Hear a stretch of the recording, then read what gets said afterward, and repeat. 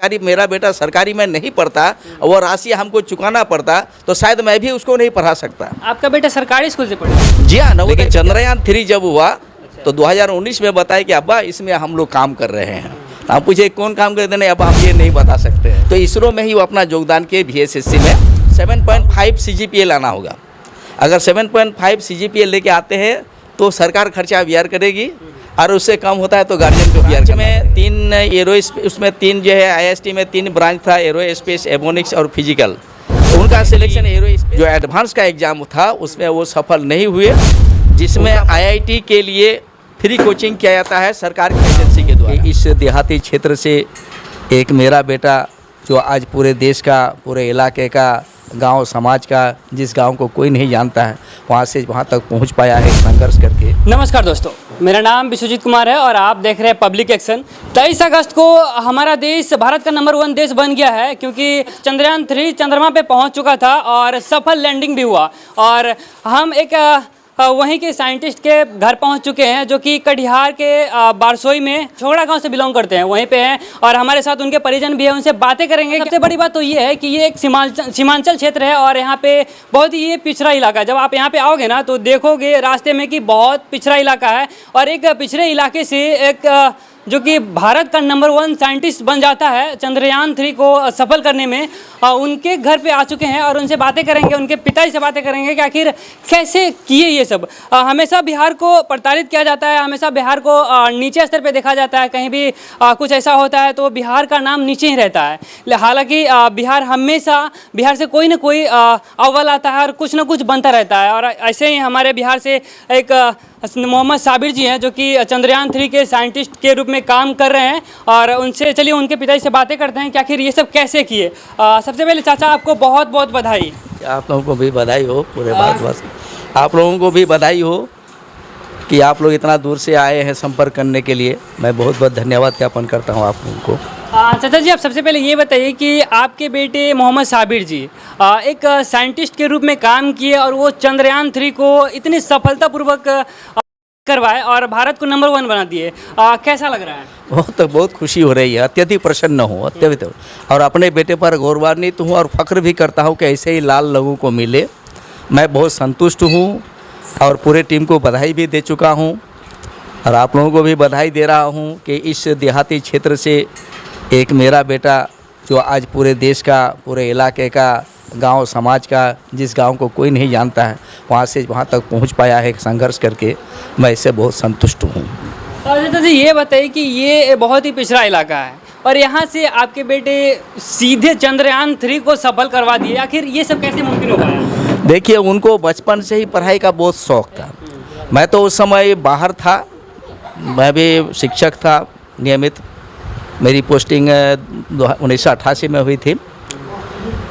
उनको पढ़ाई में काफ़ी रुचि थी। वर्ग 1 से 5 तक अपने ही गांव के मध्य विद्यालय छोगड़ा से अच्छा से उत्तीर्ण किए और नवोदय की परीक्षा में सम्मिलित हुए, और उनका चयन हुआ सामान्य कोटि में जवाहर नवोदय विद्यालय कोलासी कटिहार में। वर्ग 6 से 10वीं तक की पढ़ाई जवाहर नवोदय विद्यालय कोलासी से प्राप्त किए। वहाँ की पढ़ाई से मेरा बेटा बहुत संतुष्ट रहा, मैं भी बहुत संतुष्ट रहा। वहाँ अंग्रेजी की पढ़ाई अच्छी हुई। जिस समय मैं पहले उनको दिया था नवोदय विद्यालय में, तो पहला दिन वो रोते थे कि अप्पा हम तो इसको इंग्लिश बोल नहीं पा रहे हैं। लेकिन वहाँ इतनी अच्छी पढ़ाई हुई कि वो इंग्लिश में ही सभी पेपर का एग्ज़ाम दिए, पढ़ाई किए और वहाँ से सफल हुए। जब 10th का एग्ज़ाम ख़त्म हुआ, उसके बाद एक परीक्षा हुई दक्षिणा फाउंडेशन, जिसमें IIT के लिए फ्री कोचिंग किया जाता है सरकार की एजेंसी के द्वारा। तो उसमें वो एग्ज़ाम दिए, उसमें सफल हुए, और उनका जो है उनको ट्रांसफ़र कर दिया गया जवाहर नवोदय विद्यालय पुडुचेरी यानी पौंडीचेरी में। तो हम उसको 2012 में उनको लेकर के पौंडीचेरी गए। पौंडीचेरी में 11 और 12 की पढ़ाई किए और IIT का भी वो तैयारी किए। IIT मेंस में जो एग्ज़ाम दिए उसमें उनको अच्छा प्राप्तांक हुआ, लेकिन IIT जो एडवांस का एग्ज़ाम था उसमें वो सफल नहीं हुए। उनका मन कुछ छोटा हुआ। उसके दूसरे ही दिन जो है 12 का रिजल्ट हुआ, परीक्षा घोषित हुआ, जिससे वो बहुत प्रभावित हुआ। उनको अच्छा प्राप्त हुआ, लगभग 97% उनको प्राप्त हुआ, अंक प्राप्त हुआ। उसी से उसको एक नया चेतना जगे कि मैं कुछ करना चाहता हूँ। और वहाँ से हम लोग घर चले आए। उनको 2012 में से 2012 से 14 तक के वहाँ दो पढ़ाई किए। 2014 में हम उसको घर में लेके आए। उसके बाद वो IIST का एक वैकेंसी निकला, उसमें आवेदन किए। उसमें 4 वर्ष का प्रशिक्षण था इंजीनियरिंग का। तो उसी में ये उनको आवेदन किए, तो उसमें काउंसलिंग था, सत्यापन उनका इसरो ब्रांच कलकत्ता। तो हम उस समय गर्मी का समय था, रोज़ा का दिन था, मैं उसको लेकर के कलकत्ता गया काउंसलिंग में। तो उस ब्रांच में 3 उसमें 3 जो है IIST में 3 ब्रांच था, एरो स्पेस, एवोनिक्स और फिजिकल। तो उनका सिलेक्शन एरो स्पेस में ही हो गया और वो बहुत खुश हुआ कि एरो स्पेस में हमको मिला। बहुत रुचि थी, इसलिए घर में भी आते थे तो वो आसमान की तरफ ग्रह नक्षत्र का हमेशा फ़ोटो लेते थे। देखते थे कि अब्बा बोलते थे, अब्बा ये जो है सेटेलाइट है और ये है, इधर से ये जा रहा है। माना उनको हमेशा से रुचि थी। मतलब हाँ, बहुत रुचि थी। वो आसमान की तरफ ही, जब भी छत पर चढ़ते तो आसमान की तरफ देखते और उसी इसका जो है तारा मंडल इस सब का फ़ोटो लेते। उसके बाद 2014 में उनका सिलेक्शन हो गया, तो हम उनको लेकर के IIST institute, Indian institute of space science and technology Kerala में हम उनको लेके गए और उनका वहाँ नामांकन कराए। और 2014 से 18 तक 4 वर्ष उनका वहीं पर प्रशिक्षण हुआ, जो सरकारी था। उसमें था कि आपको 6 महीना का सेमेस्टर है और 7.5 CGPA लाना होगा। अगर 7.5 CGPA लेके आते हैं तो सरकार खर्चा बियर करेगी और उससे कम होता है तो गार्जियन को बियर करना पड़ेगा। लेकिन मैं बहुत भाग्यशाली हूँ कि हमारा जो 8 सेमेस्टर में अभी भी हमको पैसा नहीं लगा और सरकारी राशि से ही वो पढ़ाई प्राप्त की है।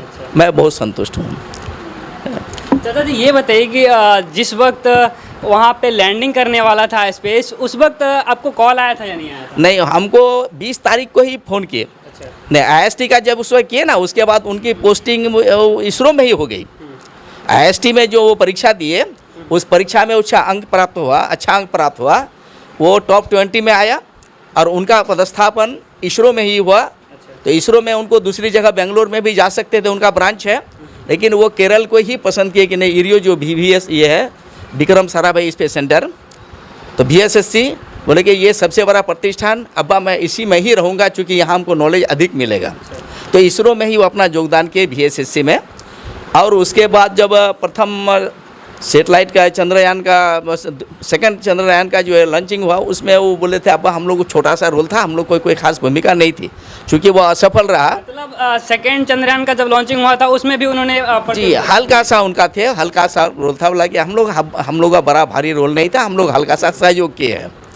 लेकिन चंद्रयान 3 जब हुआ तो 2019 में बताया कि अब्बा इसमें हम लोग काम कर रहे हैं। तो हम पूछे कौन काम करते? नहीं अब्बा हम ये नहीं बता सकते हैं, ये मेरा सेक्रेटरी है, ये हम नहीं बता सकते। हम लोग और दोबारा पूछे भी नहीं, काम कर रहे हैं तो ठीक है करो बेटा।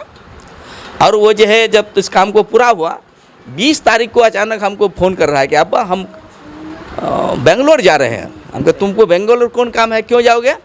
तो नहीं, हम लोग 23 तारीख को लॉन्चिंग है इसका चंद्रयान 3 का, उसमें हमारा वर्क है, लैंडिंग में हमारा भूमिका है, हमको वहाँ रहना होगा, हम लोग लैंडिंग करेंगे, लैंडिंग में मेरा वर्क है। तो हम कहा ठीक है जाओ। और 23 तारीख को जो वहाँ जो जाके पहुँचा, में विश्वास हुआ था जब वो बोले कि 23 तारीख को मतलब स्पेस का लैंडिंग है चंद्रयान मतलब चंद्रमा पे, तो विश्वास हुआ था उस समय? नहीं, विश्वास तो था, लेकिन ये था कि माना दुविधा की थी कि अगले बार 15 मिनट में असफल रहा था और इस बार वही अंतिम क्षण में क्या होगा, तो इसमें तो थोड़ा संदेहास्पद था। उस दिन हम लोग नमाज़ पढ़े, दुआ किए और जगह को भी देखे कि लोग पूजा किए, अर्चना कर रहे थे, बहुत जगह फातिहा बहुत कुछ हुआ। चूँकि पूरे भारतवासी उससे रुचि थे, सब कोई चाहते थे कि हो, मैं भी चाहता था कि यह काम सफल हो, मेरा देश का नाम हो, मेरा बेटा भी कामयाब रहे। और जिस दिन 23 तारीख को लैंडिंग था तो लगभग लैंडिंग के पश्चात मैं तो मोबाइल में ही देख रहा था, पूरा दिन उस दिन हम कहीं नहीं गए। अच्छा। हमारी रुचि थी कि देखे कि आखिर मेरा बेटा कामयाब हो पा रहा है या नहीं, हमारा देश का जो वैज्ञानिक है वो कामयाब हो पा रहा है कि नहीं। काफ़ी रुचि थी, मैं दिन भर मोबाइल लेके ही रहा। लेकिन शाम को जब लैंडिंग हुई उसके बाद लगभग 7 बजे के बाद हमको फ़ोन किए बहुत उत्साह के साथ। लैंडिंग होने के बाद? हाँ, लैंडिंग होने के बाद फ़ोन किए कि अब्बा हमारा जो चंद्रयान 3 लैंडिंग हम लोग का सफल रहा। माने उनकी आवाज़ से लग रही थी सफल अत्यधिक, हाँ सफल रहा, अत्यधिक प्रसन्न है। मैं भी बहुत प्रसन्न हूँ और हुआ, और मैं उसको धन्यवाद भी दिया और उनके टीम को भी धन्यवाद दे, बेटा तुमको भी धन्यवाद और तुम्हारे टीम को भी मैं बहुत धन्यवाद देता हूँ।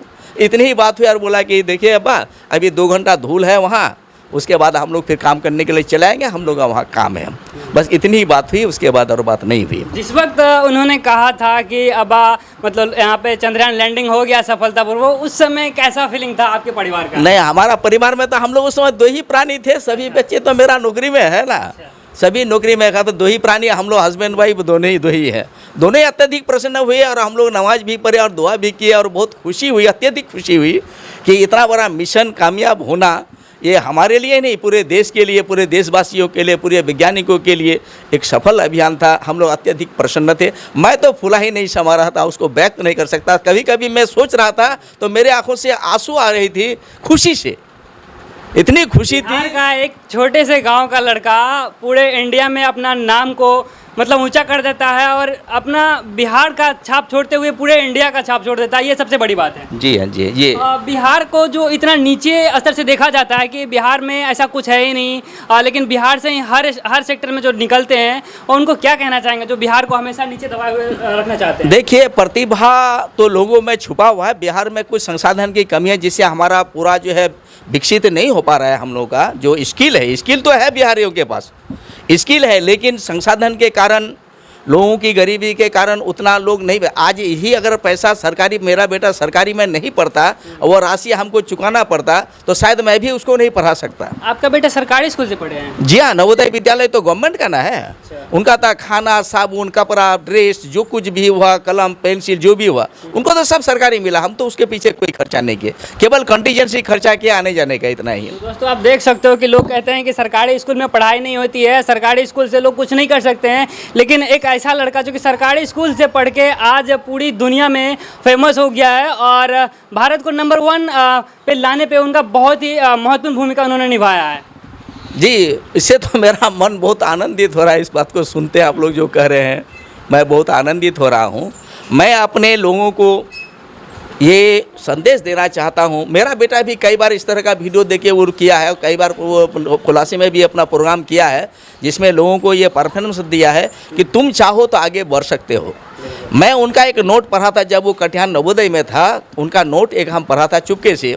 उसमें वो लिखा था कि नवोदय एक ऐसी संस्था है जहाँ लोग बनना चाहे तो बन सकता है, बिगड़ना चाहे तो बिगड़ सकता है, तो वो बन के ही दिखाया। मैं अति संतुष्ट हूँ। बहुत ही गर्व की बात। बहुत ही गर्व। अभी वो क्या कर रहे हैं वहाँ पे? अभी तो वो चले आए केरल, उनका काम वहाँ समाप्त था। कल जो है प्रधानमंत्री गए थे, उन लोगों को संबोधित किए, उनके बाद वो अपना कार्यक्रम वहाँ समाप्त करके वो वापस अपना केरल आ चुके हैं। वापस वो घर कब आ रहे हैं आप लोगों से मिलने? नहीं, घर के लिए अभी हम लोग बात नहीं किए, वो तो जब छुट्टी देखेंगे उसके बाद ही। अब हम लोग इस पर अभी उस पर बात नहीं किए हैं। केवल आज हम सुबह को बात किए थे लगभग 9:30 बजे, तो बोला कि अब हम डेरा पहुँच चुके हैं, कल हम ऑफिस जाएंगे। इतनी ही बात हुई है। तो दोस्तों, आपने देखा कि ये साबिर जी, साइंटिस्ट साबिर जी के पिताजी थे। क्या कुछ इन्होंने कहा आपने सुना, और उनके चाचा जी है, मामा जी है, और सिस्टर भी है, और जीजा जी भी है। उनसे भी बात, हाँ उनकी मम्मी है, उनसे भी बातें करते हैं और उनसे जानने की कोशिश करते हैं कि आखिर उनको खुशी कितना है।